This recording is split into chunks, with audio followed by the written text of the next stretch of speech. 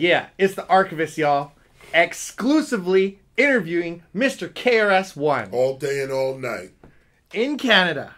And who is KRS-One, and what does it mean, and where does it originate from? Wow, 3 questions in one. KRS-One is an acronym for Knowledge Reigns Supreme Over Nearly Everyone.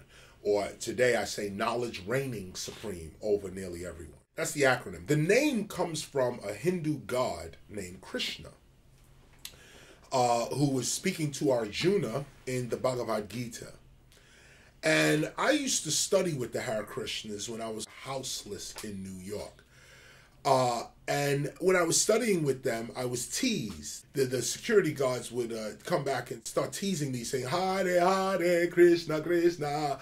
And after a while of this teasing, this name caught on. Krishna. So I got found out that I was under 21 at this men's shelter I was in, and they threw me out the shelter. And when they transferred my records from the Human Resources Administration of New York City to the Bureau of Child Welfare, I went from being Lawrence Parker to being Krishna Parker when I got to the Bureau of Child Welfare. So I kept the name, Krishna Parker. It became legal as more and more paperwork started to do its thing, you know, filling out stuff and this kind of thing. So Krishna obviously becomes Chris. After a while, Chris. But my Chris is not spelled C-H-R-I-S or even K-R-I-S. My Chris is K-R-S. That's it, short for Krishna. I get to a group home in the Bronx around 1984, and there's a guy named Zor, a Puerto Rican brother, who teaches me how to write my name in graffiti. KRS-One. We run down to the 4 and the 5 lines, train yards, and I start putting my name up everywhere. Went to the bus yard, start putting my name up there as well. Suddenly I became known as a graffiti writer. KRS, the graffiti writer. I wrote with this other guy named Ace, A-S-E. And Zor, and Rican, and Mace, and this whole crew that used to call themselves Down to Bomb, DTB. Used to run around with them for a hot minute. Then, as a graffiti writer, other writers started writing KR, KS, KRESS, and I felt like, well, let me throw that 1 on the end so the cats know this is the original KRS-One.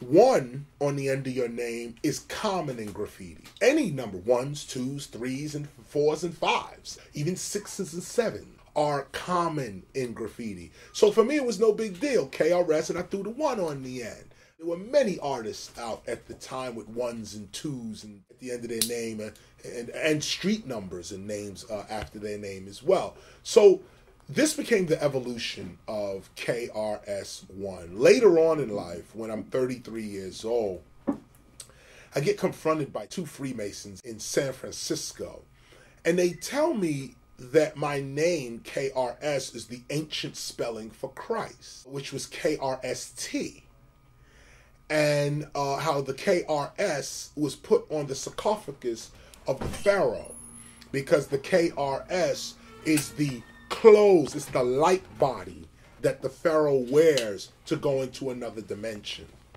or into the blessed dimension. And you can find this information out. There's actually a tribe called the Anunnaki that people talk about all the time, having found a gateway into other dimensions by the use of certain medicinal plants as well as certain times of the day.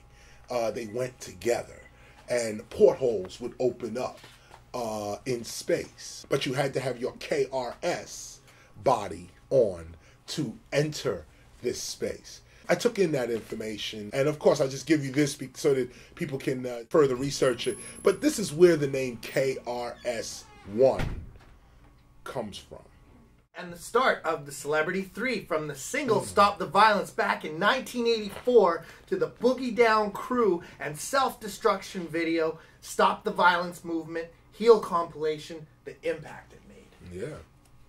Well, you know, this is my life purpose. You know, some people may look at it as achievements, and I guess they are in hip-hop, but for me, it's normal. It's just everyday life. You know, I look back on these things and I say, wow, you know, that was pretty hot. But while I'm doing them, I don't feel anything but the preservation of hip-hop. That's it. I don't feel... And I look back when I say, wow, you know, I could have did more.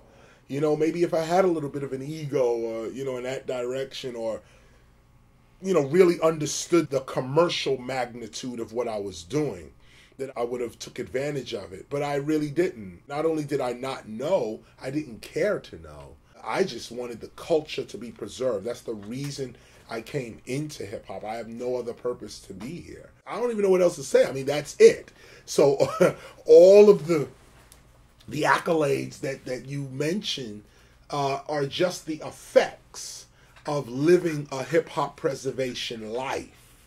And then these things come. These things come. You run into stuff. You do stuff. You know, this kind of thing. So again, these things, these accolades, these events, these historical markers in hip hop's history, they are what you mentioned is the blood and essence of hip hop itself, its own self-preservation. But let me get a little more controversial with you and point out a little bit of history on that. Everything I'm about to say, I'm going to say in family mode. I'm going to give myself the family mode, cultural mode. I speak as a historian now, not as an artist. Historian. So I took a meeting in 1987, and this is the origin of all of these movements. Took a meeting in 1987 with Afrika Bambaataa, the first teacher of hip-hop. Took a meeting with Afrika Bambaataa, and Afrika Bambaataa was talking about the need for rappers to unionize. He wasn't talking about hip-hop as a culture. He wasn't talking about the unity of the culture. He was just talking about rappers in particular need to form a union. 1987 Latin Quarters. Now, there was a lot of people in the room at the time. And we all heard him. We all heard Bam speak. But I think I kind of took it to heart. And I'm not going to say this to say no one else did. Of course everyone did. But in history, I went ahead and said, you know what? The teacher just spoke. Let's, how do we actually unionize? I started thinking about that. And I never got my answer for the union. Hip-hop rap was never unionized.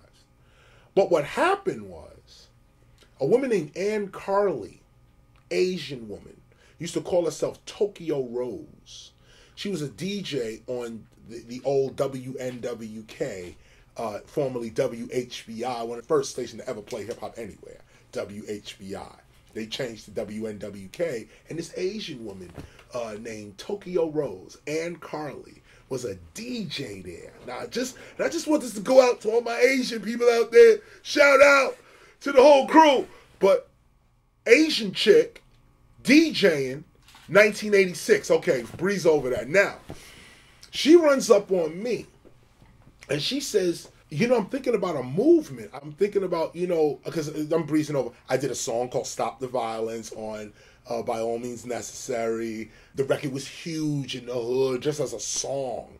And that says, 1, 2, 3, the crew is called BDP. Stop the Violence in here a while. Mos Def actually did it over. But the record was huge in the hood when it first came out. A guy got stabbed for his gold chain at a rap concert that we all was playing. I was playing, everybody was playing there. Ann Carly said, enough is enough. This is not how hip-hop is supposed to conduct itself. Now, keep in mind, Ann Carly is the head of A&R also for Jive Records, okay? She's a DJ, female DJ, in 1986. She's Asian. You don't get that history in hip-hop, do you? She's at a rap concert where dudes is getting stabbed for their goal. First of all, where are you? What makes you think you could be in a spot like this? Like, you female, you sort of like you in this spot. Dude gets stabbed right next to you. You like, and you're not scared. You're not like, oh God, he's got stabbed. No, you're like, this is bullshit. Okay, we need to get up and do something. This is an Asian chick, Ann Carly. She says to me, Chris, your record Stop the Violence. We need to make that a movement. I said, well, what you want to do? She said, look, let me call this dude Nelson George. Actually, I think she already had Nelson down with a writer for Billboard magazine at the time. Today, a television producer, produces VH1 Hip Hop Honors.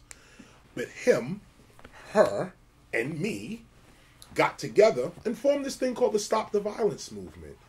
D-Nice produced the record. Dougie Fresh created the chorus. LL Cool J, although he was told by Russell Simmons not to show up to the Stop the Violence studio session, he did show up and co-wrote MC Lyte's part, which was fascinating. LL gets big respect for that to this day. Big up to Jazzy Jeff and the Fresh Prince. They wanted to be on the record, but Ann Carly said that they shouldn't be on the record because of their image, which was interesting. In addition to that, so I say all of this to say, and I'm just going through the times itself. So this record comes out, Self-Destruction. We named it Self-Destruction. You see that everybody's on the record. Record comes out, huge, huge record. Before the video, we leaked the record. The record's huge. Just play it on the radio. Just playing the record. Huge record. Black radio don't want to play it. Only Red Alert, Marley Marl, Mr. Magic, these people are playing the record. BET don't want to play the record. They say it's too long. MTV's playing the record. Dude named Ted Demi, rest in peace. Yo MTV Raps creator with Fab Five Freddy.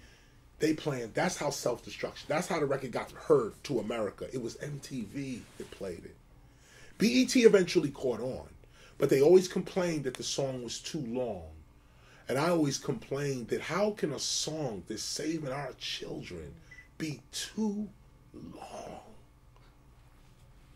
You mean to tell me a message like this I should shorten? I mean, tell me that about any of my songs. Tell me that about Criminal Minded, Step Into a World. Tell me any of my songs, I will shorten them quickly. Self-destruction? The whole hip-hop community is speaking out against violence, trying to raise awareness. And the argument you come with is the song's too long, we need you to shorten it or we're not going to play it. While MTV plays the song in its entirety. And then Ed Lover and Dr. Dre come on after the song and talk more on it. A little bit of history there. So the West Coast blows up. A guy named Mike Concepcion calls me up. Chris, this is bullshit. The West Coast should have been in on the record. I was like, damn, you're right. I did the record too fast. I only called my friends that I could immediately get to. What about Eazy-E, NWA, and everybody at the time, Hammer, Above the Law, everybody. Okay? So I said, wow, you're right. So I said, go ahead and do that. You got the respect. Gave him the respect. Mike Concepcion, E-Band, these guys got together, did all in the same gang. Made all the gangs in LA put their rags down. The original Crips, the original Bloods, the original Essays put their rags down. And then we did a song called All in the Same Gang, commemorating gang violence is over in the United States. But California's where it was bubbling. Government agencies reinstated the Crips, the Bloods, and the Essays. All young kids should know that. A man named Stan Tukey Williams, who was killed by Governor Arnold Schwarzenegger, had wrote before he was up for a Nobel Peace Prize in jail. He's the head of the Crips, the gang affiliation. He denounced the gang and wrote a letter saying to all gang members, I am the founder of this. I'm telling you, it's leading you to nowhere. Let's dead this and become businessmen and women. Many people heard him, but Governor Arnold Schwarzenegger didn't hear him and killed him anyway. That, coupled with the fact that government agencies needed gangs in the LA area, just needed them. Now we have a gang scene again. Because, and remember, it's two ways. Government agencies instigate gang activity, but then you kill, the guy says, yo, I'm repentant. I will speak out against this. I will work my entire life to redo my situation. I killed people, I sold drugs, I did. But now, for 50 more years of my life, I'm going to get every single gang member off the block right now. I'm going to do the opposite of what I did. If that's not rehabilitation, what else is it? And what else is prison useful for if it is not rehabilitation? When he was killed, more dudes joined gangs. Governor Arnold Schwarzenegger raised the gang population up at least by half. At least by half. If there was 100 gang members, it's 200 now. If there was 200, there's 400 now. 400, 800. Because most people on the street saw that it don't matter if you're repentant. It don't matter. It's better you join a gang and shoot at the police. You may win. You may actually win than to actually give up yourself or give up your gun or turn yourself in, and then you go to jail and they're going to kill you anyway. That's the streets. All in the same gang. I can stop there. I'll put a period here. Human Education Against Lies was the next movement to come out after that, because we saw that hip-hop, really all people, but for our community, we were becoming more technological than human. And so we put out an album called Civilization versus Technology, Heal, Human Education Against Lies, Heal Yourself, was the single. Again, a star-studded single, Queen Latifah and everybody. Interesting enough, on that song as well, we had LL Cool J came and did his rhyme because Self-Destruction had blown up so big. Run DMC and LL Cool J said, we are not missing this time. And I remember Jam Master Jay coming to me and being angry, like seriously angry, not no homeboy shit. It was on some homeboy shit, but he was like, yo, Chris, you can't do that again without putting Run DMC. Like, yo, like this is, like he was coming at me like that, like this is history, this is important, Run DMC needs to say this, and he was coming like that. And I was like, yo, you already know, I will kill to have Run DMC perform on this record. You don't even have to say nothing. This is what it will be, Jay. You already know. The day we in the studio to do the record, again, for some reason, Russell tells all of Def Jam, don't support it. I don't know what that was, but he tells them again, don't support it. So LL Cool J comes down anyway, again, and rocks on the record, again. You know, and Jam Master Jay and DMC came down to the studio and voiced theirs. Run didn't come.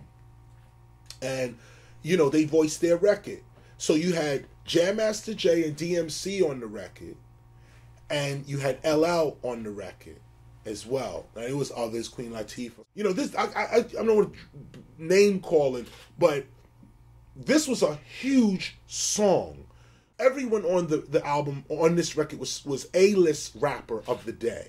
The directors were A-list directors of the day, one of which was Jonathan Demme, Oscar award-winning director, legend in the game. He's directing the video, okay? And those who don't know, films like Manchurian Candidate, Philadelphia, the classic Silence of the Lambs, you know, the guy who directed these movies is directing this video. Russell calls up, don't show up to the video. He threatens everybody. If you show up to the video, I'm throwing you off Def Jam. Like, imagine that. So, LL doesn't show up.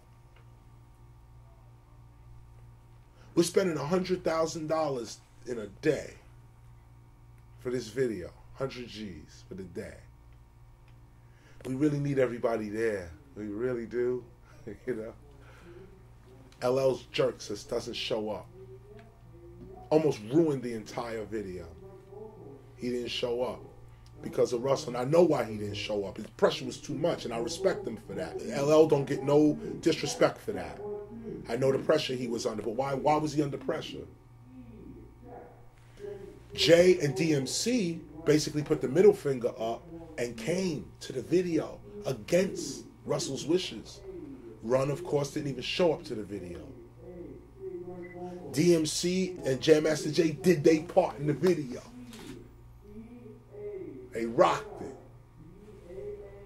LL didn't show up. The only one that didn't show up. The only one. So Fab Five Freddy said, what we'll do is we'll put a boombox up, because that's what LL was known for, my radio. I mean, this is the genius of Freddie. Genius.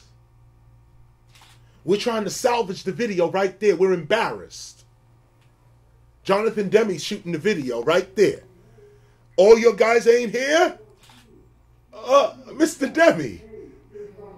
Fab Five Freddy goes, let's get the radio out and a couple of dudes around the radio, and we'll just play LL's part on the radio, and everybody will listen to him on the radio. That's what's in the video.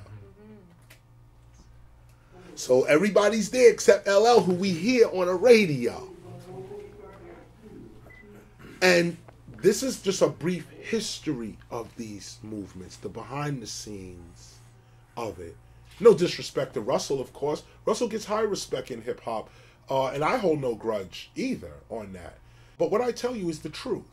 That's all. Nothing less. Don't think less of Russell. Don't think more of him. Just the truth. And coming from Boogie Down Productions and the first duo album, Criminal Minded, tell us about your growing experiences leading up to 1992 Sex and Violence, and what kind of person did you develop into these years? Well, this was right around the time I put out Stop the Violence, Human Education Against Lies, all in the same gang. I'm running from city to city. I'm doing lectures too now. I'm one of the first rappers, I'm probably the first actually. I need to get my dates right. But it's somewhere between me and Chuck D were the first to, and it may have been rappers. Melly Mel could have easily spoken at university. Grandmaster Flash could have been speaking. Africa Bambaataa could have been speaking at universities. And I suggest every scholar of hip hop to check that first. But as far as teaching hip hop, KRS-One is the first in the university circuit to develop a hip hop curriculum. To say hip-hop is 9 elements, not just 4. That we're going to look at Hurt, Bam, and Flash as the founders. That the principles is peace, love, unity, and safely having fun, laid down by Africa Bambaataa. The core 4, breaking, MCing, graffiti, or DJing. This is what I came into hip-hop for. So naturally, in 1989, after the Stop the Violence movement, I took this into the university circuit. My first university lecture was Yale University. First university I ever did in my life was Yale University. And it was a lecture not on hip hop. It was called The Emancipation Procrastination. And I was talking about how the United States document, the Emancipation Proclamation, never really freed the slaves. And then we went into the United States Constitution and pulled out the 13th Amendment and proved that slavery was never abolished. In fact, all Americans are slaves. Told that to Yale, and they bugged out. That word, that controversy got over to Dr. Cornel West, who then brought me to Princeton, and that's when all hell broke loose. Big up to Dr. Cornel West, I'm indebted to this day. He started my lecture career. He brought me to Princeton, introduced me to the lecture circuit on a grassroots level. And because he was Dr. Cornel West, bringing KRS in, you damn near gave me an honorary degree. And so now I have status in the university system. I'm not just a rapper now, I'm an associate professor in these universities. Big up to Dr. Cornel West. So, now to answer your question, in the midst of all that, I'm talking about consciousness, I'm talking about God, listen to my music, at the time, listen back then, I'm talking about blackness, not African Americanness. Blackness. I'm talking about that. I'm talking about metaphysics. I'm talking about beyond color and power of mind. All of that's in my presentation, so to speak. So groups like X-Clan, pro-black pan-Africanist groups start taking shots at me. Legitimately as well. Hip-hop is about battling. It's about open debate. Or at least my part of hip-hop is about open debate. I'll put it that way. So here comes Brother Jay, at the time, being put up to this by the elders, Sonny Carson and others, who really had a problem with this new humanist approach, this new consciousness, kumbaya, let's all be brothers. Black, white, everybody, we're all equal. And I said, black, white, or Indian, we're all equal. They hated that line. The white man is the devil, the black man is God. I immediately started putting out music that refuted that, because not only was it childish, I mean, I know where the whole concept comes from, no doubt. But if you go to the album Sex and Violence, on there's a song called Build and Destroy, where I start firing back at all these critics, talking about I'm not black enough because I want to discuss consciousness. And I start pointing out generals like Colin Powell being black, invading Iraq. He's God? Start pointing out Clarence Thomas on the Supreme Court. Oh, he represents black issues? They couldn't answer that. Started getting into beefs with the 5%ers. Started getting into beefs with Muslims. Started getting into beefs with Christians, with the evangelical Christians. When I put out Why Is That? Imagine, I said, Moses is black, Abraham, African. Okay, whatever the skin color was, these dudes was in Africa. Okay? Black people said, Chris, you bugging. Black people said, you bugging for saying Jesus is black. Guess who came up and gave me more knowledge? Jews. Big up to the Jewish scholars of 1989, because I had a whole bunch of black folk going, Jesus, and they couldn't say Jesus was white. They can't say that, but they can't say he was black. They say, oh, it don't matter what his color is. So then why is he white then? If it don't matter. They couldn't answer it. Basically, they were offended at the scholarship. White Jewish scholars turned me on to the Torah.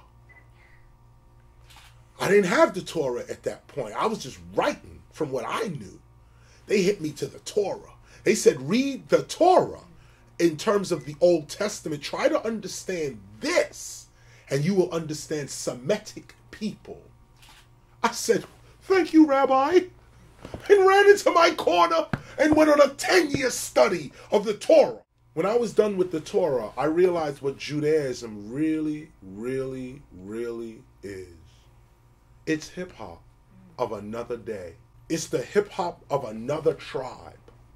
It's how they did it, of another tribe. And so this is where these movements, they come in, and I'm going to change this and just say this, and not change it, but go forward, okay? All these groups are coming at me. X-Clan, Poor Righteous Teachers. Well, I kind of came after Poor Righteous Teachers with a ridiculous statement. I said, that, forget it. My apologies. I'll put it that way. They had all the right to be upset with KRS-One. I was just mouthing off and said something stupid about them being soft. And they was like, soft? We ain't soft. And, and it became something else. But I was clearly wrong in that instance, as with Poor Righteous Teachers. X-Clan, I was just being debated in that sense, and it was an MC battle.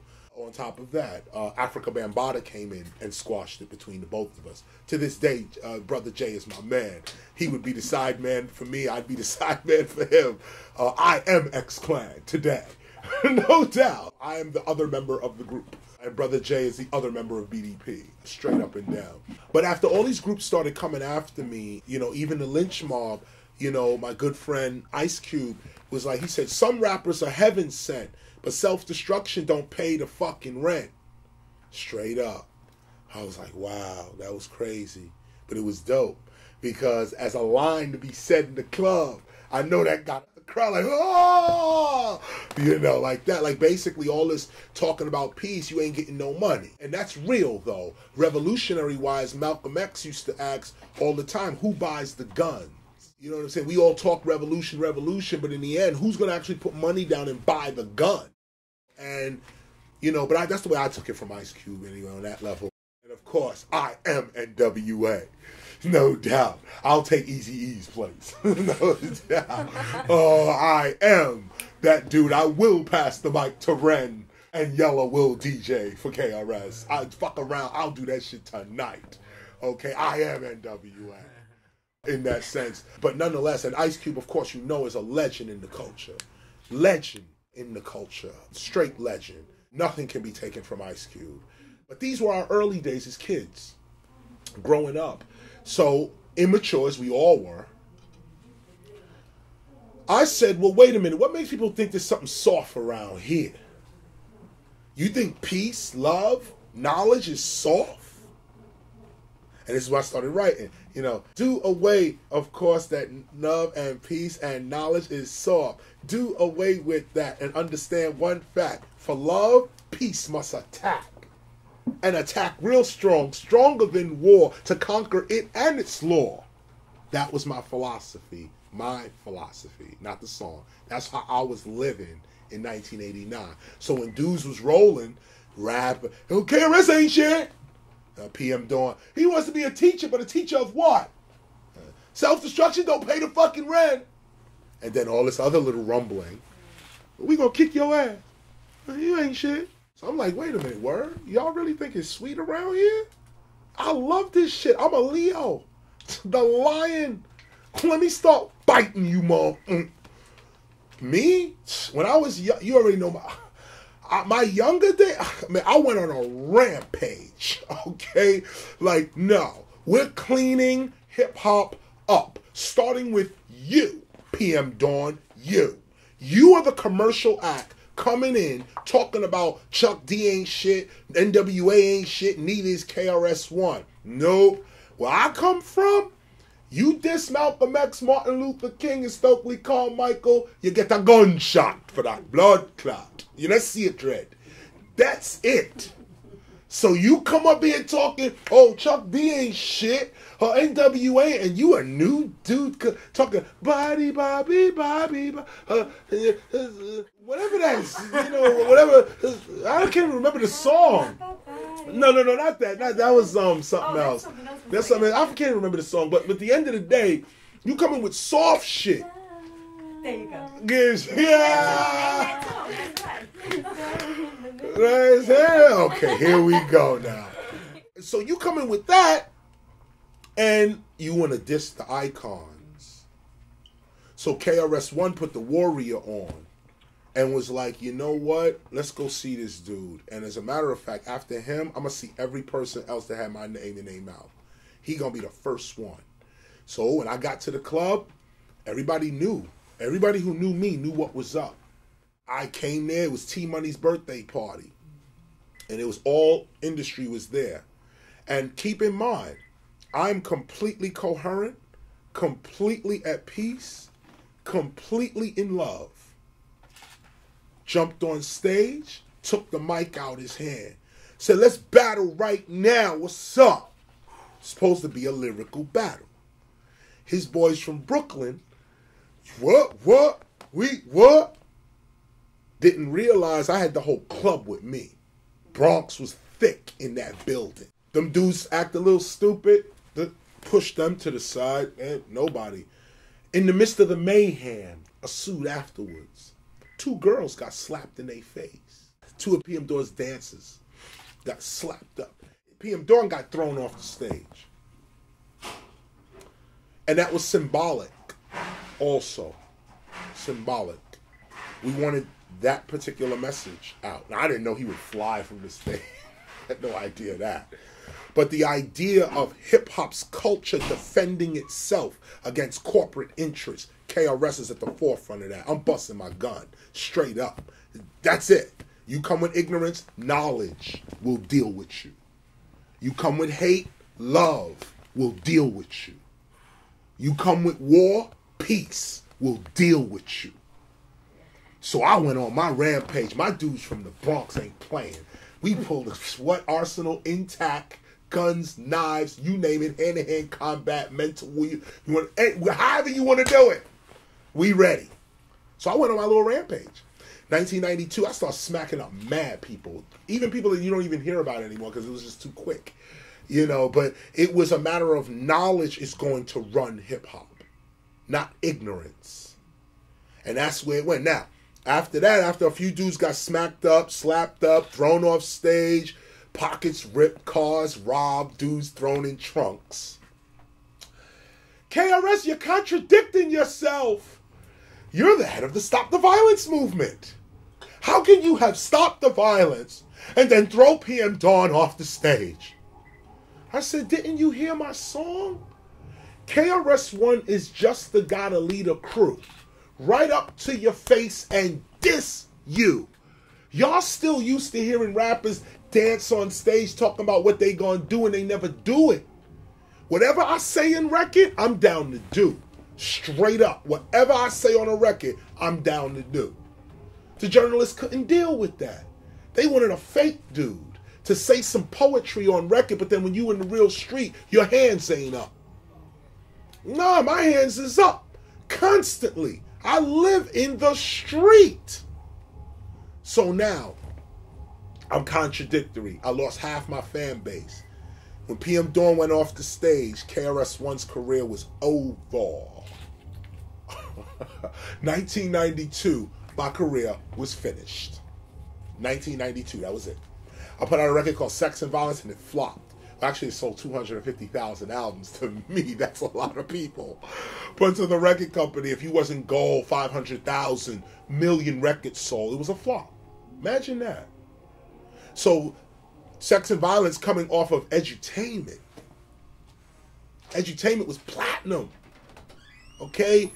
Coming off of that, 1 million records, 700,000 records sold on Edutainment when Sex and Violence comes out, and I only sell 250,000 of Sex and Violence. So the record company is now like, well, Chris, it was a good ride. It's nice knowing you.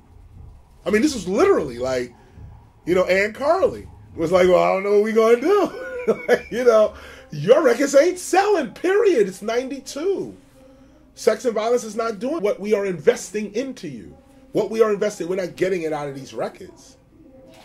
So I was like, well, seems like you need to stop investing in me then. And that's exactly what they did. Stop investing in conscious rap. Ann Carly eventually quit over this issue. She quit over this. But the record company Jive Records and Barry Weiss, the dopest record company president of all time, a book should be written about this guy. He was a genius. Genius. Genius. This is the guy who put out Too Short and KRS-One. How do you do that? Like, just two entirely... And I love Short Dog, no doubt. I'm with Short Dog. I'm quite sure he listens to KRS. But as a record company executive, on one label, look at how you building your label. You got this conscious, revolutionary, by all means necessary dude on the same label with these bitches and these hoes. And you know what was so dope about Jive? That's what hip-hop is. That's what hip-hop actually is. Revolutionaries with bitches and hoes. And then a side comedian on the side, like somebody over here cracking jokes. Like, you know, that's like the mechanics of our culture. Let me just put a period on this and say that, so I start running around beating people up, calling myself defending hip-hop, and half my audience felt that I was contradictory and hypocritical and basically stopped buying my music and wrote me off and said, forget it, KRS is a waste of time. And in a lot of ways, I agreed. You know, I remember doing a press conference with them. I said, you know what? I did a press conference. Somebody brought this up. You know, after Sex and Violence came out, and it was clear that it only sold 200,000, eventually 250. It was like, well, you're not doing so well. Do you think that that has something to do with PM Dawn and that and so on? And I was like, yeah, it does. But what a sacrifice. You know, I will sacrifice my entire career for hip hop. Because I don't have no other reason to be here other than hip hop itself. I'm not here to sell a record. I'm not a music merchant. Like, I don't sell records. It's never been my thing. If I sell a record, dope, good. It's great. But that's not why I'm here. It's just not why I'm here. So when I was labeled contradictory, my career was over. My sales and recording career was over. And I embraced it because I just said, I don't want to play the commercial game no more anyway. If I have to smile and joke with artists that I think are garbage, you know, I don't want to be here no more. I don't want to do this no more, you know. So my career took a turn. And I stopped being a pop star. in that sense. So I mean, before '92, I was doing Arsenio Hall every week. Yeah. I was doing. I was all over MTV, all over BET, Rap City. I'm the first dude there. Your MTV Raps, I'm like the third act there. All of this, all the beginnings, Source Magazine, all of that. We there from the beginning. I'm saying, no, throw it all away. I realized in Darkenment, I don't need the record industry. I need hip hop. And I realized that in '92 with Sex and Violence, the shock of not selling a record. I was riding high from Criminal Minded, good 5-year riding high. Then it drops. And you fall, oh, I'm falling. And then a voice comes and says, no, you're not falling, you're floating. Floating? Yes, floating. You have wings now. Use them. I start flapping my wings. I was like, hold up, I'm flying. What was the flying? The flying was now I'm the culture itself. 1993 comes around. My wife starts a company called Front Page Entertainment. She says, we're taking over. We don't need record labels. We don't need CAA, ICM, famous booking agency. I was with all of them. All of them. I was signed up with all of them. We don't need Greater Talent Network who's booking my lectures. We don't need none of that. We need to basically work for ourselves. This woman over here, G. Simone, said we need to work for ourselves. And so she started Front Page Entertainment and took KRS-One from Jive Records. Started promoting KRS on her own. When that started happening, she linked up with smaller acts at the time. One of the smaller acts at the time was a guy named Fat Joe. There were two dudes out from Haiti called The Refugees. They had a record out called Boom Boff. Dude named Mad Lion. Another two dudes named Channel Live. A woman named Shelly Thunder, who was a huge reggae artist at the time, with a record out called Koof.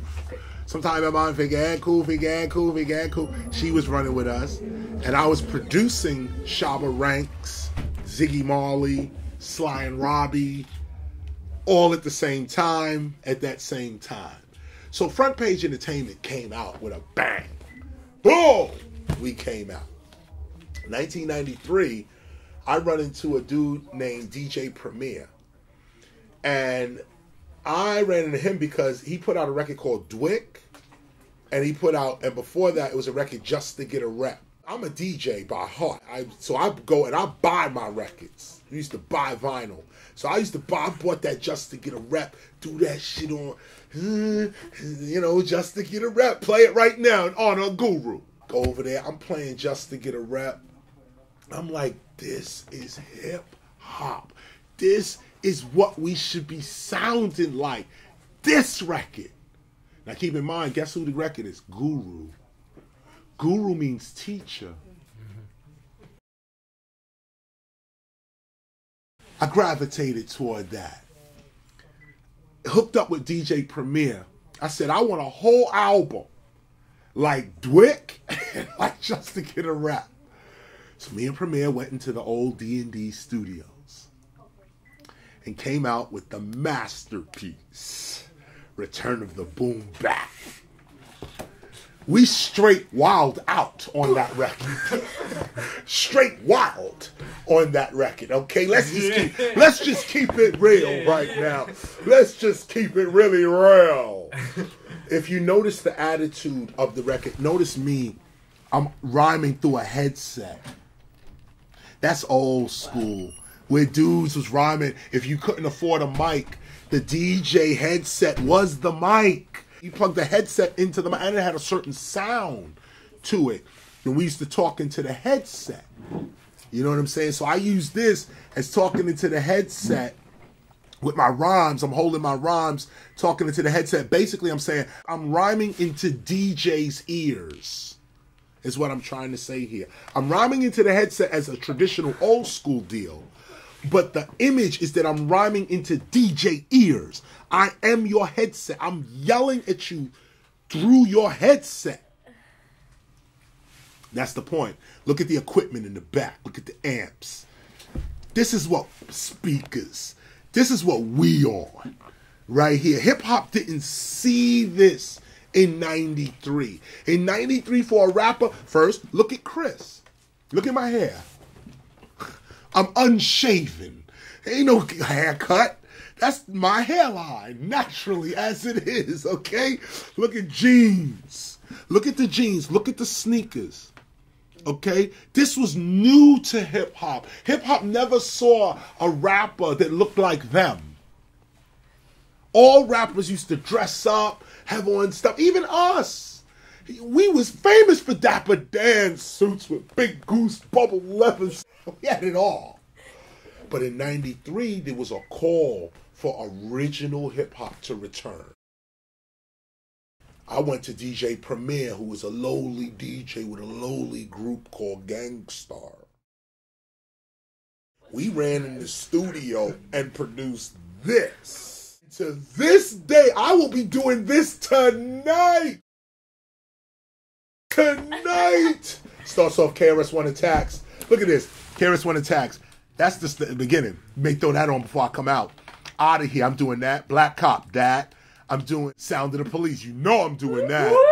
And the P is free. Stop for Higher Level. I'm doing all this. And look, you see this thing, Higher Level? Double XL took this to be their little undersays. Double XL, hip hop on a higher level. They got that from here. They got that from here. Elliot told me the day he did it. That's where they got it from. Same thing with The Source. Music, culture, and politics. That's KRS. I put that there. A guy named John Schechter. I was in tears. I'm going back, but I was in tears. There's a new book out called The Big Payback, The Business of Hip Hop, called The Big Payback. In the book, the dude lays it out. There's a famous story that John Schechter tells of how KRS-One basically co-founded The Source magazine in that sense. But that music, culture, and politics, that's us. Hip hop on a higher level, that's us.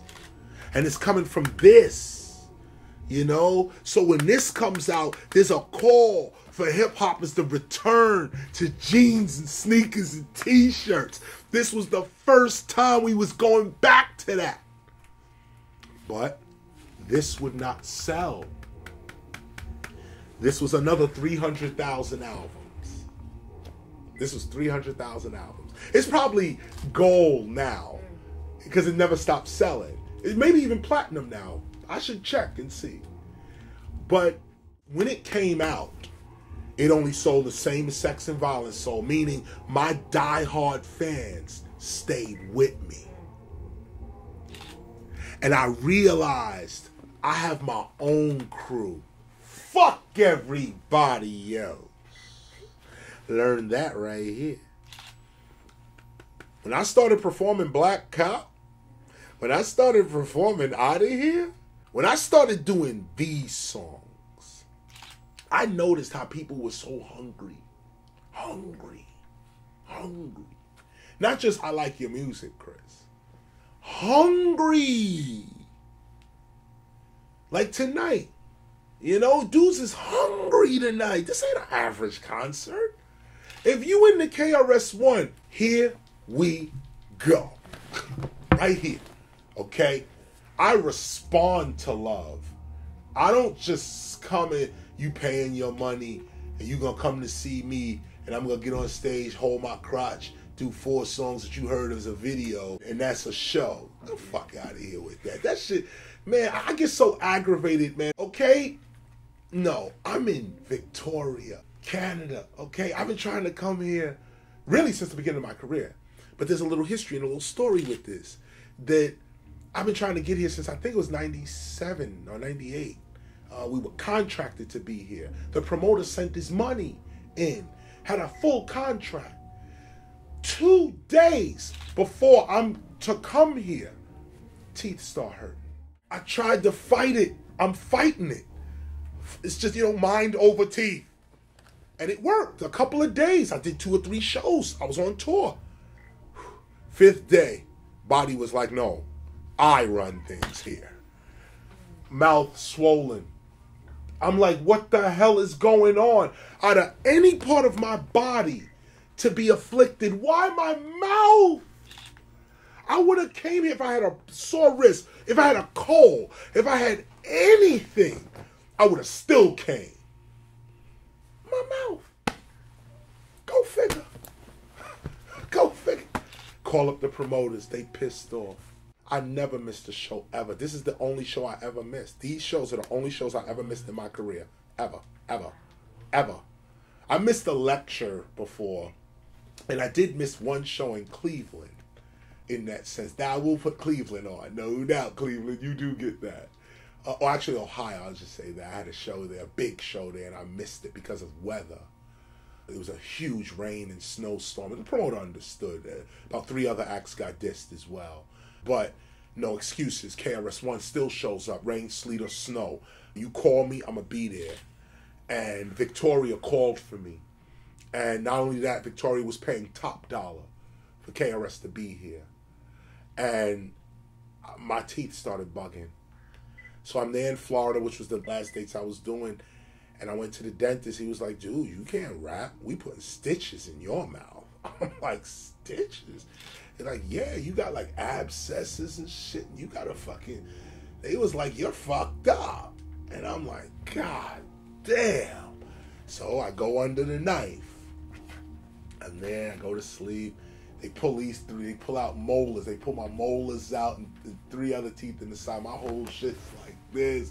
I look like Kanye. Remember that picture of Kanye when he had his operation, his mouth? That shit was like, I was like that. It was crazy because as a culture keeper, it hurt my heart. This is not about the money. This is about the show, my presence. So that really hurt my heart, and I will say that. And it did. Simone and I both, we're sitting there wondering, what the hell can we do? Like, you know, so keep in mind now, it's not just this show. It's Vancouver. It's like the Seattle shows. There's Oregon. I had like 8 shows got canceled. Okay? Sure, contractually, I'm legal. I sent my doctors note. It's what's called force majeure, you know, where acts of God in the contract, you know, like that. If there's a riot or this, I can skip out the contract legally. You know, if I'm sick, I'm out the contract legally. You know, so I did all that. You know, I sent my doctor's note. I did all that, you know. But none of that matters to me, really. What matters to me is the people that paid their money and I didn't show up. That's a problem for KRS-One. So the next year, 1999, I tried to do the show again. The promoters up here were very, very uncooperative. Very uncooperative. They saw that I was humble. I had deliberately humbled myself because I could have came on some superstar shit. Like, I'll give you an example, right? This show, for me, is worth $8,000. This show. I'm here for free today. Okay? Promoter don't pay me nothing. Nothing. This show and tomorrow's show is free. For me. Now, I say this to you, the fans should know that. They should know that. Now, of course, I'm giving the promoter a chance to get his money, no doubt, okay? No doubt, promoter gonna get his money. But you should know that the money you spent today don't go to me. I'm not getting no money today, okay? Today and tomorrow. These are makeup shows for me, okay? I came up here on my own. I'm spending my own money up here. I drove. I rented a vehicle to get up here. That's how bad I want to be here. Me and my wife drove. I was going to bring a whole crew, 15 people, tour buses and everything. I said, no. Let me come by myself. Humble. I want to show humility. I'm not here as no fucking superstar. I wronged a city. And I need to come and repent. And that's why I'm here. This show for me is repentance. I'm not here as a star. I don't feel that. I feel bad for the person that, oh, you know what, Simone? We could honor the tickets.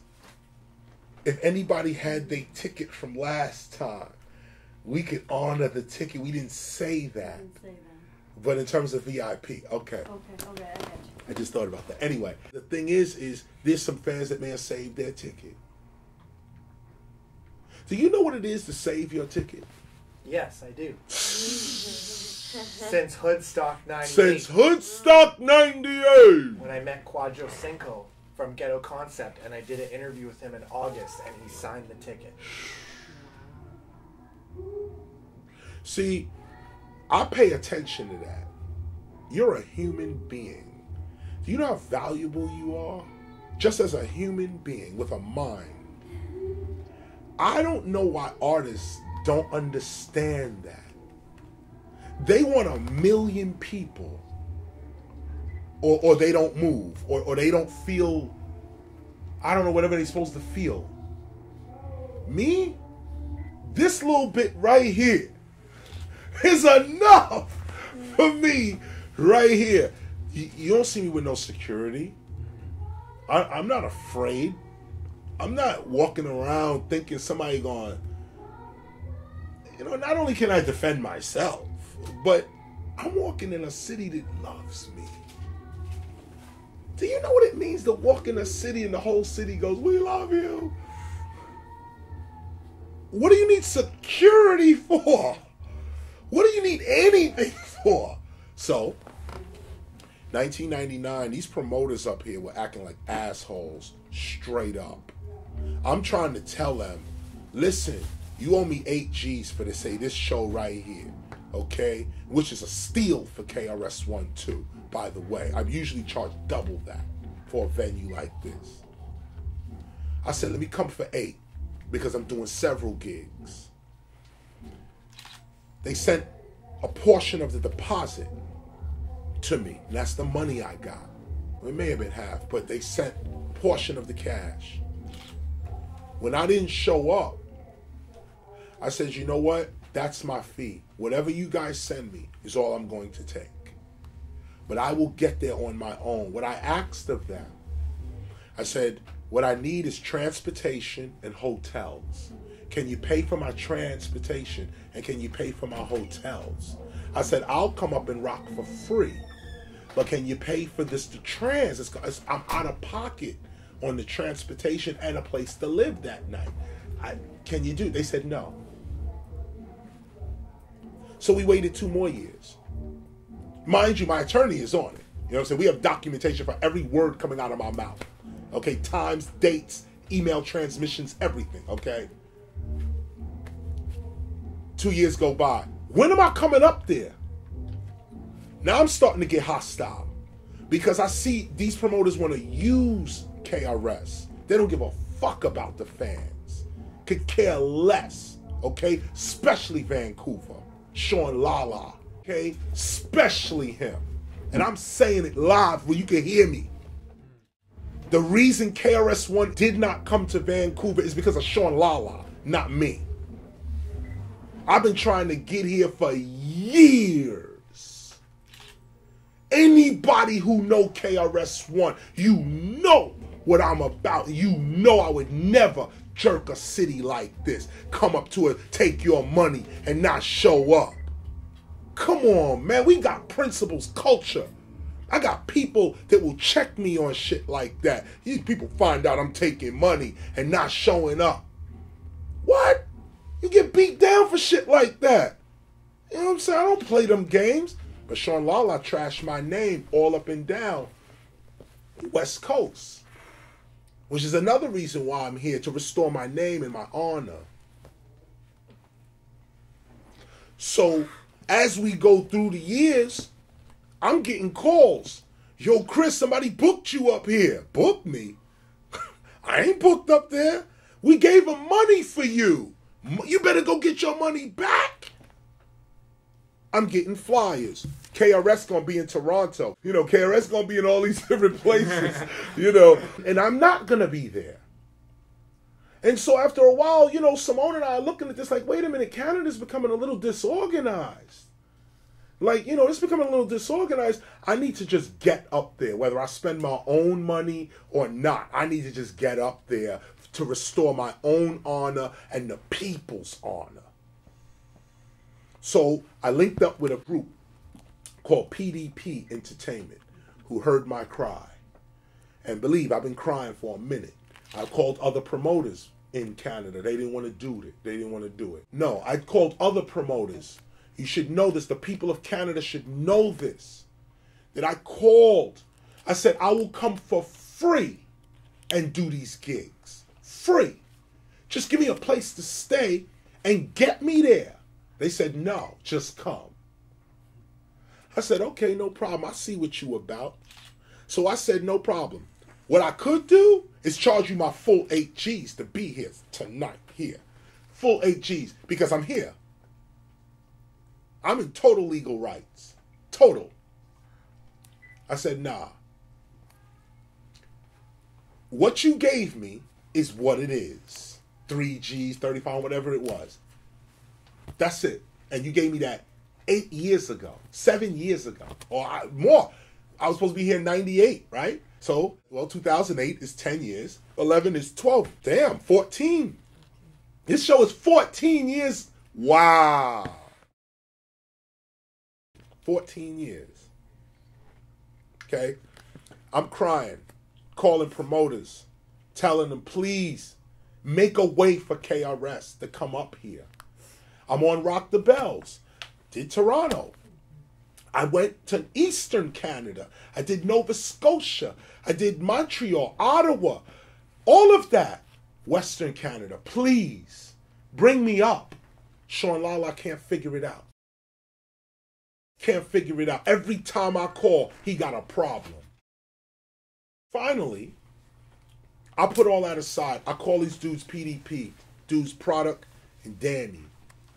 They heard my cry. I said, listen, call these guys up for me as agents and just make any deal that is in their favor. So I'm here now. I'm here. And I'm here not to receive money. I'm here to rock for the people, straight up. I don't get paid tonight at all. I got some DVDs. If you want to buy a DVD, it's about the only money I'm getting. You know, and I don't even have much of those. You know, this is my own personal, you know, deal I got. I know cats gonna want to see. This DVD is off the meat rack, though, by the way. You know, you need to get it anyway.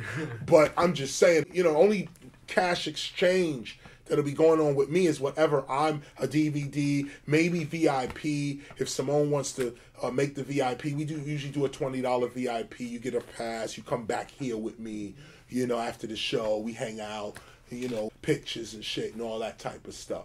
You know, and I give that to the fans as well. $20 on that. I'm going to jump off the stage and mingle with everybody in the audience. I'm going to blow their fucking minds out there. Everybody on stage in that sense. And then after I blaze them, I'm going to come back here. $20 people who just want to give up $20. Come on back here. I appreciate it. Take your photo with KRS. Get your autograph going. Give me your music. Let me get back in touch with you. Form that relationship with me right now.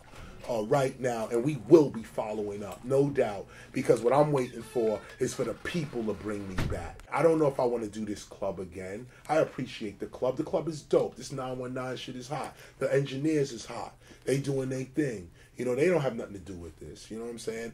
But Degree was dope. I mean, he did his thing. I can't front on him at all. He wasn't arrogant. You know what I'm saying? He wasn't arrogant. And that's why, you know, I hope he DJs for me as well tonight. I hope he actually does. But he's actually one of the promoters who know the whole story too. You know, he know I've been trying to get here. Man, I keep trying, but these promoters don't care about the people. And that's the point I'm trying to emphasize here as well. I think we need to stop that. I think, you know, because, and I say this respectfully, the promoters of Vancouver, okay? I say this respectfully. The only way you really can bring KRS-One to a city is if the people bring them. You know what I'm saying? And if you're a promoter, be with the people. Be with the people.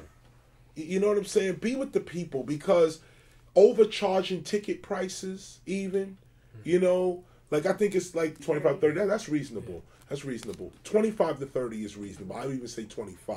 Nearly sold out. You know, no, come on. I mean, the love of the city. Hell yeah. You know what I'm saying? Okay. But you start charging people. I mean, I looked at some of these. We were discussing it with PDP. So some of these tickets are $40. Fuck that. $40. What the fuck? Get the fuck out of here with that. $100 ticket, $50 ticket. Nah, man, you forgot what we doing this for.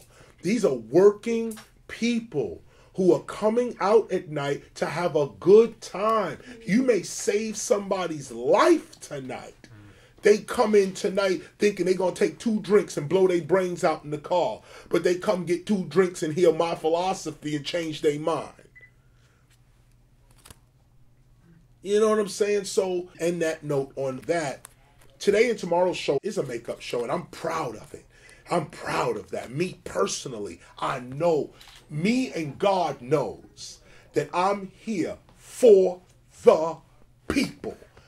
Then, my heart is pumping for them only. That's it. When I do Vancouver tomorrow, I mean, Victoria gonna get their ass kicked tonight. They just gonna get beaten. Okay, I'm just beating them. There's just no. Wait, what? Yo, I can't wait for 11 o'clock. Okay, they're gonna get it. Same thing with Vancouver. Okay, they gonna get it. But I don't want to come back with the same promoters. I don't want to come back with the same promoters. I want to come back on some other shit. Somebody else brings me through, you know, and do me right. Do me right. You know what I'm saying? Do me right. Period on that. Come on, hit me with a few more questions. We'll bring it up. We'll bring it to all right. And within all was going on, what was the process that you took in finding your purpose and mission? You know, there wasn't a process with my purpose and mission. It came in a flash when I was 12 years old. It was a flash. It was during the 1977 blackout in New York. New York City had a blackout. All the lights went out in New York. And everybody started robbing and looting and doing stuff, you know, just robbing stores and stuff, looting. And at 12 years old, I was traumatized by that, seeing people breaking into stuff and robbing stuff. I was caught up like, wow, look at Miss Johnson down the block. Miss Johnson, like, you know, upstanding church woman, Christian, you know, the woman who tells you, don't stand in front of my yard. She running down the street with a TV. I'm like, wow, Miss Johnson. And so at 12, I'm like, okay. I had a flash of me speaking. I went to bed that night, and it was like, it wasn't a dream. It was just, it was a flash. It's like I saw myself speaking to an endless sea of people, and I wasn't rapping. I was talking to them. But every time I spoke, a section of this crowd would light up. And this is all I remember at 12. It would light up. So I'd be speaking, I'd just be talking. Every time I spoke, a portion of the audience would light up like that. And at 12, I didn't know what that meant. I was just like, wow, I want to be there. This is what it is. And when I, I guess came conscious, woke up the next day, I had this drive to be a philosopher, an MC. Right after the blackout, I woke up and I told my mother, I said, I'm going to be an MC. And she said, what is an MC? Like, what do you mean MC? And MCing was only in the parks. So I was like, I'm going to be that dude right there. There was no TV for it. There was nothing. It was nothing. It was just dudes doing it in the park, and I wanted to be that dude. I said, I'm going to do that my whole life, what that dude is doing in the park. And it was a joke. It was like a 12-year-old saying, I'm going to go to the moon, or I'm going to be president. It's exactly that. I mean, no exaggeration. Imagine your 12-year-old kid come up to you and says, yo, Mom, I'm going to be president. Dad, I'm going to be president. And he says it to you just like this. I'm going to be president. Just like that. That's how I spoke to my mother. I said, Mom, I'm going to be an MC. I'm going to be an MC. Just like that. And she was like, what do you mean MC? I said, Mom, I'm going to jam on the mic. It's like, I'm going to jam on the mic. And she was like, whatever. Just like that. It's like, well, yeah, whatever. You know, do whatever you're gonna do. And that was it. And a few years later, I realized just more and more in me, I realized I could naturally read Hebrew too, by the way, which was interesting to me. Like, Hebrew came easy to me. I was able to read the letters. Once I knew what it was, I was able to read it. I was like, wow. And then these other books that were hard for people to read. College books. My mother was in college. She herself was a philosopher, metaphysician. She had all the books. I'd read them all. When Dianetics first came out, my mother bought it, came home with it. I read it all. When Science of Mind, Ernest Holmes, reprinted a new edition in the 70s, I had it, read it all. Imagine you 12 and 13-year-old reading Science of Mind, Aristotle, Socrates, Rene Descartes, Francis Bacon. These are my heroes growing up. These are the dudes I'm like, I'm going to be like them. I'm going to be like that. I'm like 12, 13, 14. So as the time goes on, when I hit about 16, I take 2 books with me, the Essene Gospel of Jesus the Christ and the Aquarian Gospel of Jesus the Christ. Those 2 books and a change of pants. And I left home for good. And I lived on the streets of New York because I realized that the only way to really see God is to see God. And I was so crazy with God. I was like insane with the spiritual world. I still am. Insane with it. And I just left home. I wasn't abused. My mother, well, she did throw us out a few times of the house. But this one time, I left on my own, no doubt. I left to pursue God in particular. And to do that, you have to give yourself a near-death experience. Either you get it by accident or you give it to yourself. And I kind of did it both ways because I didn't know what I was doing, but I wanted to pursue God. So I just went in the street and I said, whatever comes of me comes. This is a 16-year-old mind. Whatever comes of me comes. And so here I am in the street. And every night guns are going off. I see people getting robbed, prostitution everywhere, crooked cops. I'm in the street trying to fend for myself, stay out of everybody's way. Smile, say hi, keep it moving. And I was like that for from 16 to easy 18. Easy like that. Then from 18 to 21, I'm off and on in the streets. Just group home, out of the group home, sleeping in Central Park in Manhattan. I go to a mission, I leave the mission, I'm on the E train, sleeping on the E train. I'm sleeping in the World Trade Center. The World Trade Center had a nice sleep spot. I used to sleep there. All the trains, rode the trains. Even as a graffiti writer, I wrote graffiti and slept on the trains. Even when I had South Bronx and Bridges Over, I was still homeless. When South Bronx and Bridges Over was out, I was sleeping on the train. And South Bronx was out. And I would be sitting there like this. I'd be sitting there at the edge of the train like this, just sitting there like this. And people would have a boom box out. And they'd be blasting South Bronx. Yo, you hear this new shit? Yo, listen to this new. And I'd be sitting right there. Because then there was no video, no magazine. No, you put out a record, no one knew who you was. So I'd be sitting right there. Record, South Bronx. Many people tell me this style. And I'm like this. I can't smile. I can't frown.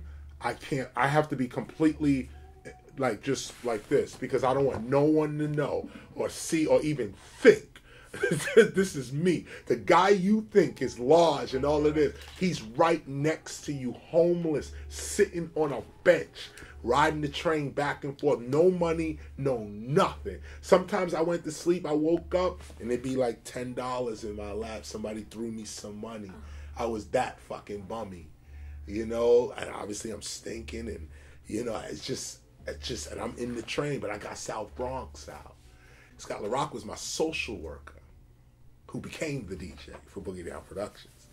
But he was a social worker, and he was the guy I used to go to get either welfare checks or tokens, this kind of, to get on the train, and all of that. So I'm homeless, you know what I'm saying? I'm in the hood for real. Like, you know, these dudes talk about the hood. I don't know what hood they talking about, but the hood I'm from, like, you know, my face cheek was on the curb. There was no, you know, I don't even know how to explain it to you. There's no, you know, I'm not from the street. I'm from the actual street, you know, the curb. You know, I slept on the floor, you know, on the outside, the concrete, you know, like that. So I mention all of this to say that Scott LaRock was the social worker that saw my talent. And he had a bunch of rappers around him because he was a hot DJ. And he had a bunch of people who always wanted to get on. But he took a liking to me because I was a philosopher. And he used to love to hear me talk about philosophy. That was Scott LaRock. And I used to break him because what I was studying, nobody knew. You know, it wasn't the average philosophy class. You know, I was on some other shit. You know, ley lines and, you know, did you know that the earth was once, and I'm telling cats when, you know, Antarctica was lush green land. I'm like, you know, do you know about this? And then in 85 looking at me like, you bugging, man. Like, why do you know, and I'm rhyming like this too, you know. So all of a sudden, Scott LaRock goes to this guy named Mr. Magic. And Mr. Magic disses him. Says, this is bullshit, Boogie Down Productions, whatever. And rest in peace, Mr. Magic, the greatest DJ of all time. Radio DJ of all time, Mr. Magic. This guy dissed Scott LaRock. Scott came back and told me, man, you know, he ain't getting no deal with the Juice Crew. He just dissed. I dissed? Juice Crew? Yo, watch this. I wrote this song called The Bridge Is Over first. Then I said, nobody's into reggae right now. Nobody's really going to understand what I'm doing. Threw that to the side. Then I wrote this song called South Bronx. And I wrote South Bronx because I said, I'm a teacher. I'm only coming into hip-hop as a teacher. That's it. That's the reason I left home. That's the reason I'm here. That's the whole point. Philosopher, MC. That's it. So Scott LaRock gave me my chance. He spent $50 on me and told me I had one shot. One shot. And it was $50 for a $25 session. 2 sessions, 2 hours, $25 an hour, $50. We only could afford 2 hours. He paid out of his paycheck. I went in there and said, Scott, I will not let you down. I remember telling him that to his face because it was his paycheck. And he had his daughter and his wife and the rent was due. And he couldn't afford it. He couldn't afford it. But he believed. He believed. And he said, you know what? I like this record, South Bronx. And remember, it wasn't South Bronx. It was me doing the rhymes. I would just tell it to him. I say, way back in the days when hip-hop began with Coke LaRock, Kool Herc, and then Scott used to just bump me, oh, shit, yo, you're going to kill it. So he took his last, and we went in the studio only for 2 hours is all we had to lay the record down and mix in everything. So everything was one take. I went in, they laid the beat down one time. And it's not even mixed. If you go, for those that really want to do their homework, for the hip-hop scholars, listen to the instrumental of South Bronx. You'll hear talking under it through the whole record. Talk like through the whole song, right? Yeah. It's actually the yellow one, Criminal Minded Hot Club version. I put out an instrumental album of Criminal Minded, which was Prophecy too, by the way. I saw another vision. Vinyl, right? Right. I saw a vision. I ain't even gonna get into that. But Scott spent his last. I said, Scott, I will not let you down. That's the last thing I said. I said, Scott, I will not let you down. He put that 50 down. One take, whew, beat went down. Said G, hooked us up. Ultramagnetic MCs hooked us up with the beat. Said G, said shit. Between him and Scott LaRock, somehow South Bronx got made. Beat went down one time. I jumped on the mic. One take. One time. What you hear on South Bronx is one take. One take. No edits. Nothing. One take. The chorus was another take. And we did that one time. If you listen to the chorus, each chorus is different. That's right. There's no flying of the choruses for the producers out there. We fly all choruses today. Back then, we had to do it one time. One time, you got one time and you better catch it.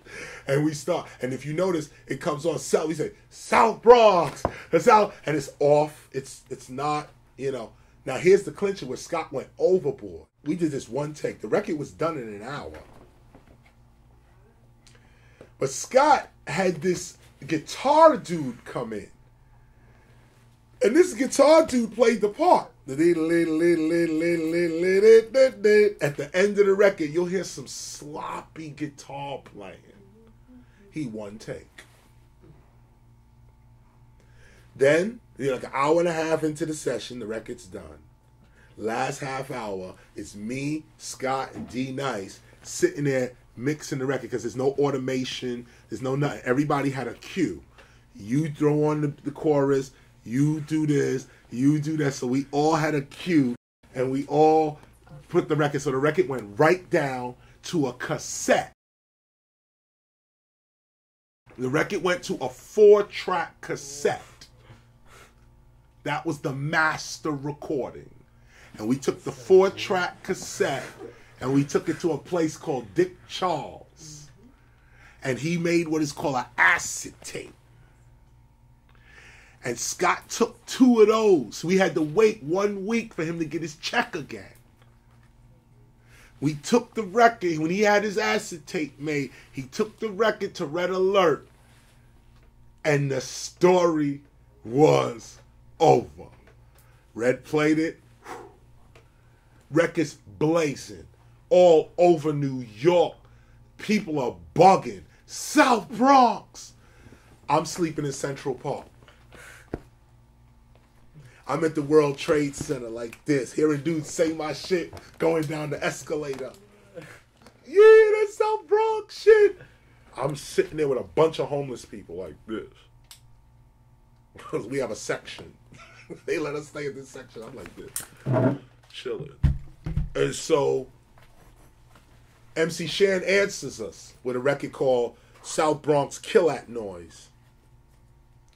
And MC Shan, after he answers us, I put out the first record I wrote, which was The Bridge Is Over. And that was it. After that, people started saying that we was only good for battles and we weren't a real group. And it was Scott LaRock who actually told me to stop battling because he was caught up in my philosophy. Like, he liked my philosophy, my view. And so he said, you should rhyme about what you study. And me, I like the battle. You know, I like the battle because I know my divinity.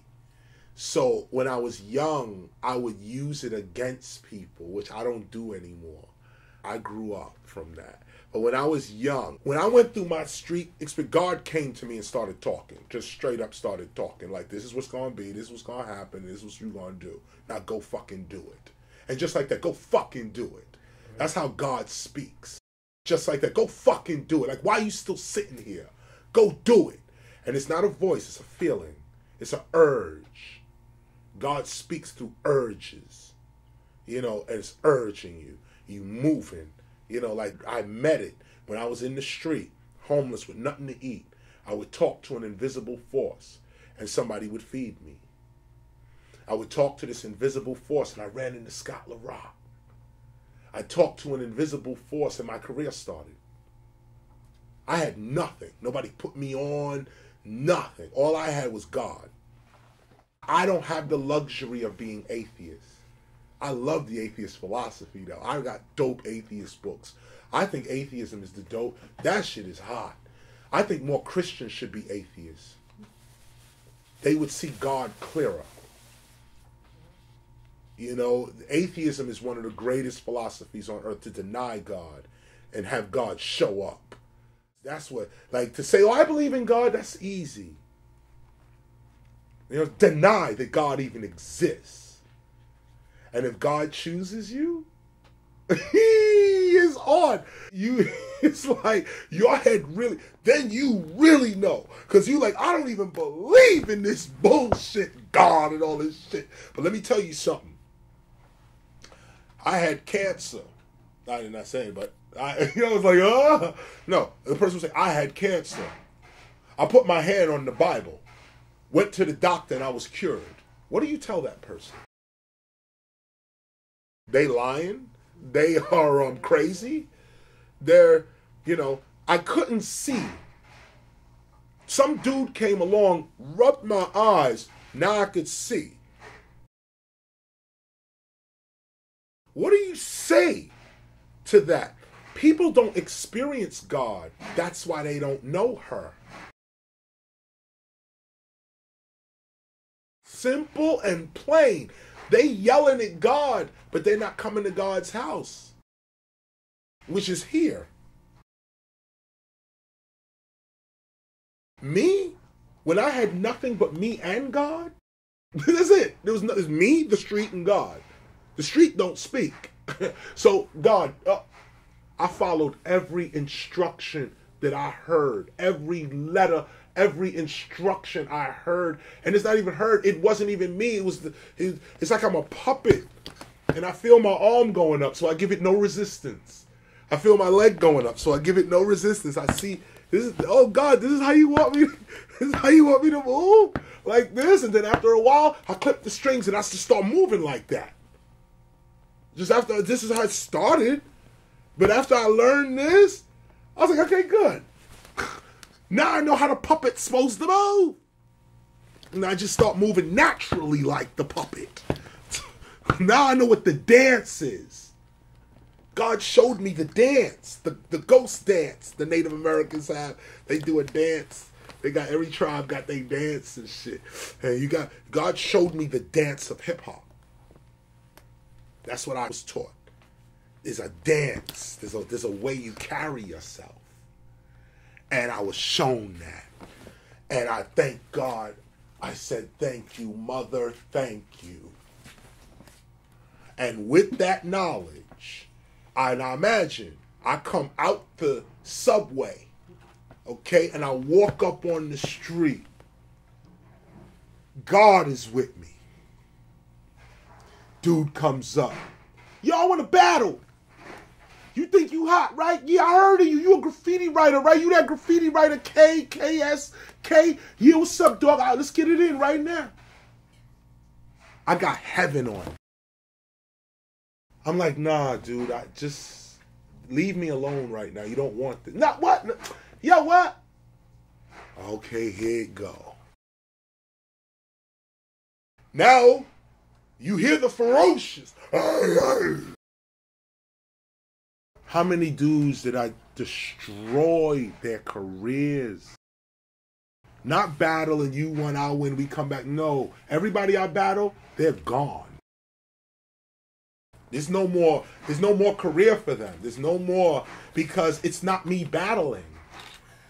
The universe has a mission that it's using this body to have. You get in the way of this body and you're getting dissed. It's not me. I would protect you. I'd run.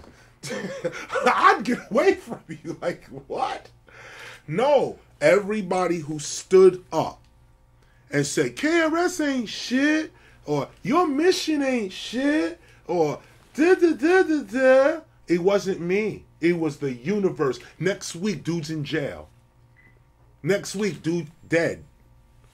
Next week, dude had to go to another country. Next week, dude is fired from the job. Next week, what rappers and hip-hop sees is my battles. So, there's MC Shan. Legendary battle in hip-hop. I had heaven on me. Like, imagine, and to this day, MC Shan started my career. To this day, you cannot say KRS-One without saying MC Shan. There'd be no Stop the Violence movement. There'd be no nothing. There'd be no Criminal Minded. There'd be nothing without MC Shan. MC Shan gave me my chance. He didn't have to battle me at all. This dude was already large. But because he was hip-hop, he gave me a chance. He said, come on, battle. But what he gave a chance was the universe itself. And so I came in. And I really went after the whole crew. Because I never battle one at a time. That's too easy. Where's your whole crew? Bring your whole squad. I'll take the whole squad out. Lyrically, words. In the beginning was the word. And the word was with who? Don't fuck with me right now. Y'all want it? Bring it. And that's how I'm rolling. No arrogance, no nothing. Just, I'm rolling with that. Peace, love, unity, joy. Go against those principles, KRS pulls out. Few cats went against the principles. Oh, fuck you. Oh, you're white. Oh, you soft. Oh, you that. No problem. No problem. You want to battle? Let's battle. I ain't got to tell you all the battles. MC Shan, come on, everybody. Melly Mel, PM Dawn, the Poet, and all these people, you know, one after another, up to Nelly. One after another. You see the situation. You know, you see what it is. And Nelly, a good friend today. Today, total ally to the Temple of Hip Hop, Stop the Violence movement. Nelly lays out his total support for the Temple of Hip Hop. And not just words, he actually came to the table.